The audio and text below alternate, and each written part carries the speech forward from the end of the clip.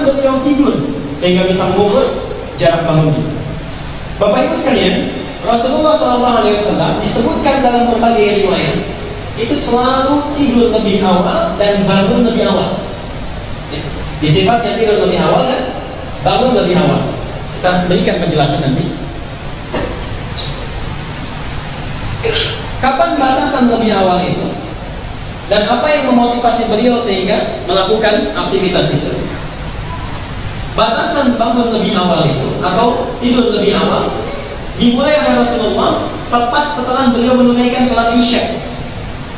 Jadi kalau Rasulullah itu selesai menunaikan sholat Isya, kembali kepada harimnya, kepada istri beliau, keluarganya, ngobrol sebentar dengan istrinya, ya. Setelah itu langsung istirahat. Jadi tidak ada lagi aktivitas lain. Tidak ada lagi aktivitas lain. Jadi tepat setelah menunaikan sholat Isya, dilihat kepentingannya oleh beliau, kembali ke rumahnya, ya. Ngobrol dengan istrinya, berdiskusi hal-hal yang penting. Setelah itu istirahat. Selesai aktivitasnya. Istirahat. Nanti kita convert ke waktu kita sekarang, ya. Yang menarik begini, kecuali kalau ada permasalahan yang mesti darurat diselesaikan dengan sahabat, beliau berkumpul dengan sahabat itu diselesaikan dengan para sahabat. Nah, menariknya di sini, apa yang memotivasi beliau untuk melakukan menata aktivitasnya seperti ini? Yang pertama firman Allah di surat Al-Muzammil tadi, surat 73 ayat 1 sampai 6. Ya ayyuhal muzammil, wahai orang yang berselimut, qumil laila illa qalilan. Bangunlah engkau saat malam itu, sebagian malamnya, illa qalilan, okay? Tidak usah seluruhnya, sebagiannya saja. Qumil laila illa qalilan, nisfahu di pertengahan malam, aw inqus minhu qalilan, atau sebelum pertengahan malam itu. Aw zid 'alaihi wa rattilil Qur'ana tartila, atau boleh setelah pertengahan malam itu kemudian baca dalam salatmu Al-Qur'an dengan tartil. Lihat sebentar rumusnya. Jadi Rasulullah SAW diberikan informasi di situ, ya, pembagian waktu malam. Kalau kita urutkan semua ayat dalam Al-Quran yang membagi malam, itu malam dibagi kepada 3 bagian. Awal malam, pertengahan malam, tengah malam, dan akhir malam. 3. Tolong fokus benar sini.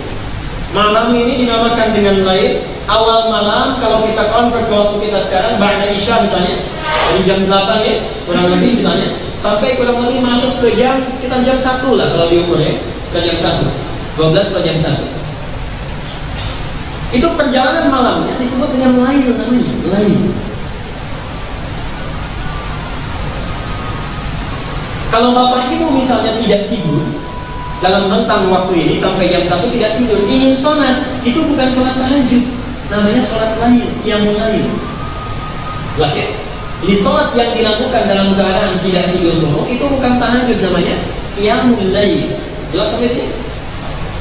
Kalau kita istirahat, bangun di pertengahannya atau lewat sedikit, misal seperti jam 2, setengah 2 lewat ya, kemudian kita bangun menunaikan sholat, maka aktivitasnya disebut dengan tahajud.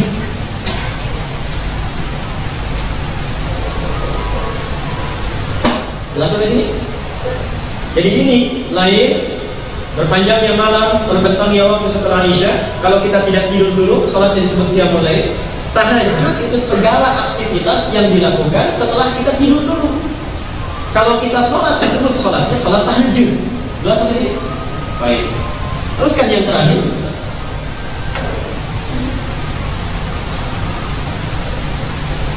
Yang terakhir itu disebut dengan waktu sahar.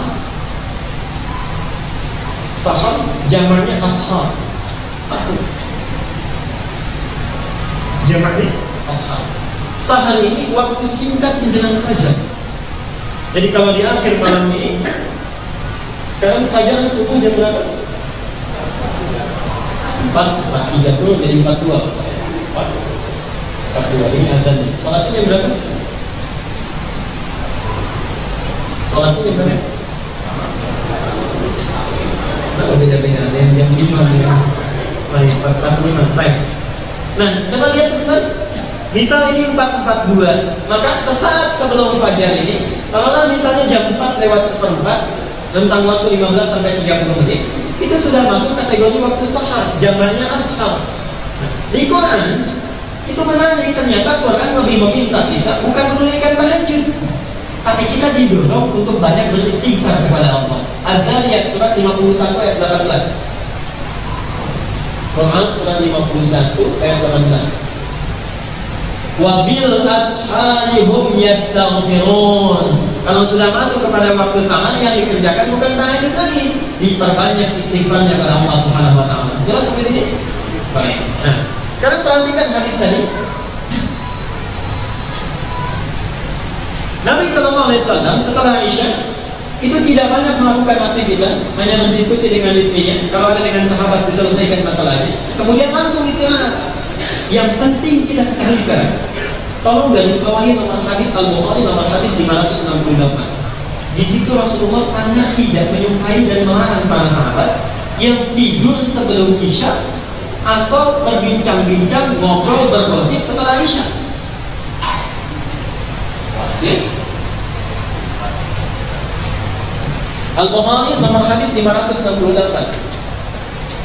Rasulullah melarang para sahabat, termasuk kita umatnya, satu, untuk tidur sebelum Isya kalau tidak ada hal yang perlu dilakukan. Yang kedua, untuk mengobrol berlama-lama melakukan aktivitas setelah Isya yang tidak banyak manfaatnya. Jelas ya? Apa tujuannya nanti? Ada dua tujuan di situ. Yang pertama, Rasulullah ingin memastikan bahwa saat bangun nanti, aktivitas istirahat kita itu lebih stabil, lebih baik, tidurnya bagus, ya. Dari sisi kesehatan juga baik, proses metabolismenya tidak terganggu di waktu-waktu itu, sehingga saat bangun malam itu keadaannya jauh lebih baik. Yang kedua, ini yang lebih penting, supaya waktu itu tidak terbuang dengan sia-sia. Tiba waktunya kita beristirahat, kita dipacu untuk terus beraktivitas yang tidak ada manfaatnya. Dan persoalannya sekarang, mohon maaf sekali, zaman sekarang godaan lebih besar. Sudah pulang ke rumah, sudah sholat Isya, ada tayangan. Anak-anak kita itu masih dituduhi tayangan-tayangannya, kadang-kadang tidak masuk akal. Ada joget-joget sampai 1:30, film-filmnya baru disetel jam 9. Jadi kalau kita umumkan itu macam-macam itu. Ada hal-hal yang justru sekarang menjauhkan kita dari aktivitas itu. Nabi mengajak kita sehat, kita diajak untuk sakit. Dan uniknya orang lebih senang sakit. Jangan lihat, Nabi mengajak kita untuk sehat setelah Isya. Kalau tidak ada aktivitas yang penting, istirahat. Jangan banyak dilakukan kegiatan yang tidak bermanfaat. Mengundang penyakit, kita memilih sakit. Lihat penelitian yang dilakukan oleh salah satu organisasi di Amerika tahun 1982, 6 tahun penelitiannya, 1982 sampai dengan 1988.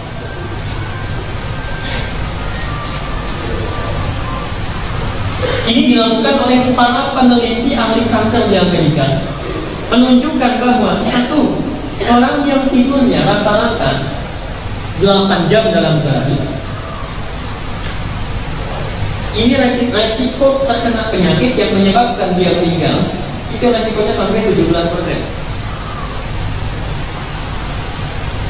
Oke?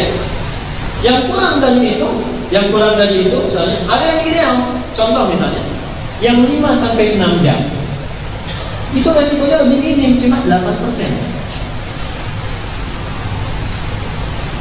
Sangat lebih sedikit lagi, bahkan terganggu aktivitasnya naik sampai mendekati 20%.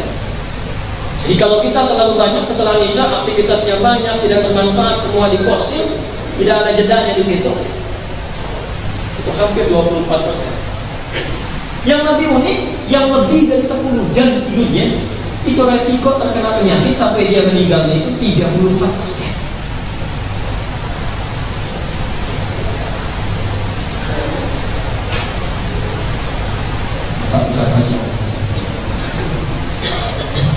Jadi kita lihat di dalam otak kita itu ada kurang lebih 100 miliar potensi sel yang harus dimanfaatkan. Dalam setiap satu selnya ada punya kemampuan bisa mengeluarkan menyerap informasi 1 miliar di 100 saatnya. Itu dari satu sel. Kalau kita pakai tidur dalam sehari 10 jam, itu mati semua selnya. Sel-sel yang potensial itu Sehingga kemungkinan besar terkena penyakit itu besar. Karena itulah bahasa Qurannya singkat sekali. Ya ayyuhal muzammil qumil laila illa qalila, malam illa qalila. Rumusnya apa? Nisfahu, pas di pertengahannya. Awin minhu, atau sedikit kurang dari ini. Jadi kalau pertengahan malam misalnya jam 2, okay? Sedikit kurangi setengah 2, 1:30. Jadi pas misalnya jam 2 atau setengah 2, awzida alaihi, atau lebih sedikit dari situ. Bangun misalnya 2/4 atau setengah 3. Yuk kita sandingkan. Kalau bisa selesai jam 8, maka 5 jam dari jam 8 berapa? Sampai 6 jam. Ambil yang 6 jamnya tadi. Jam berapa? Jam 2. Jadi penelitian ini betul-betul membuktikan benarnya urian Allah. Jadi penelitian kesehatan ini sangat mendukung kepada urian dalam Al-Quran. Karena itulah Nabi mengajarkan kita supaya sehat. Setelah Isya, kalau nggak ada aktivitas lain, jangan banyak kita melakukan